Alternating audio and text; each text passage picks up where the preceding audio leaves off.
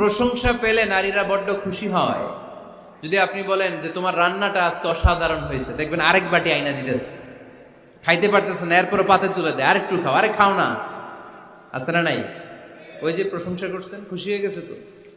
আপনি 10,000 টাকার বান্ডিল দিয়ে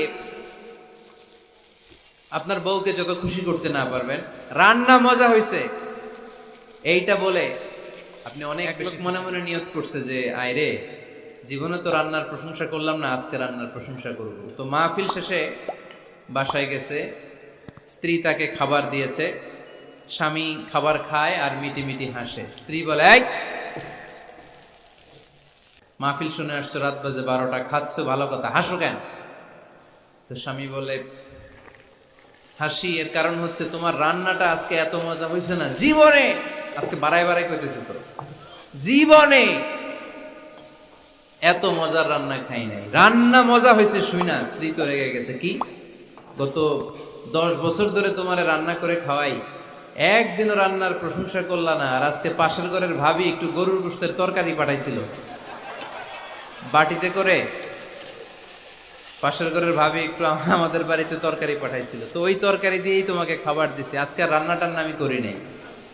তো ওই বেটির রান্না তোমার এত ভাল লাগছে, এই 10 বছরে একদিনও কইলা না, আজকে এটা কইলা, খাও খাও, তোমার মজার খাওয়া, আর রান্ধুম না। তো প্রশংসা করলে বুঝে শুনে করবেন, একটু এনশিওর হবেন যে রান্নাটা করছিল কে, তা না হইলে কিন্তু ঘরে চুলায় আগুন জ্বলবে না, টানার রোজা রাখা লাগবে, ঠিক কিনা? স্ত্রীর প্রশংসা করবেন, কি করবেন?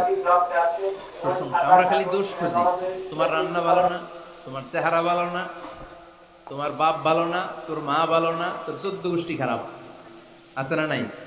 তো এই বেডি আপনারা ভালোবাসবে? এই বেডি তো আজীবন আপনার বদনাম করবে, ঠিক কিনা? কোনোদিন তারে আপনি প্রশংসা করলেন না, প্রশংসা করবেন। স্ত্রীর চেহারার প্রশংসা করেন, যে তুমি সুন্দর, তুমি সুন্দরী, এরকম বলেন, খুশি হবে না? হ্যাঁ, তুমি সুন্দর তাই চেয়ে থাকি, সে কি মোর অপরাধ? কোনো অপরাধ নাই, ইচ্ছা মতো গাইতে থাকেন স্ত্রীর শানে গান, সব আসারা নাই।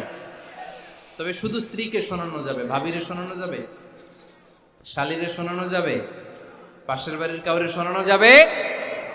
দেখেন ইসলাম কত চেক এন্ড ব্যালেন্স। স্ত্রীকে আপনি গান শোনান, কোনো গুনাহ নাই, আছে শুধু সওয়াব। সারাদিন এই মহিলাটা ফজরের পর থেকে উঠে ঘর গুছায়, মশারিগুলো খোলে, বিছানা পরিষ্কার করে, বাচ্চাদেরকে ক্লিন করে, স্কুলের টিফিন রেডি করে দেয়, বাচ্চাদেরকে স্কুলে যেতে দেয়, আপনার জন্য খাবার রেডি করে, কাপড় ধোয়, ঘরের সবাইকে দেখভাল করে। একদিনও আপনি তার এপ্রিসিয়েশন করলেন? এরকম ডাকাইত স্বামী আছে না নাই? বলবেন তুমি সুন্দরী, তুমি অনন্যা, তুমি সুস্নিগ্ধা, তুমি প্রিয়ংবদা, তুমি সুহাসিনী, তুমি সুকেশিনী, তুমি সুভাষিনী, তুমি অসূর্যম পোষ্যা, মেঘে কালো কেশ, কাজল কালো চুল, হরিণের মতো ডাগর ডাগর দুটি তোমার চোখ। আহা হা হা, যে পোলাপাইন খুশি হয়ে গেছে, আহা হা, ওরা মুখস্থ রাখতেছে, বলবে এগুলা, বিয়ে করে নাই কিন্তু এখনো। তো জায়গা মতো বলবা, গার্লফ্রেন্ডে বলো না আবার। কাকে বলবা? স্ত্রীকে।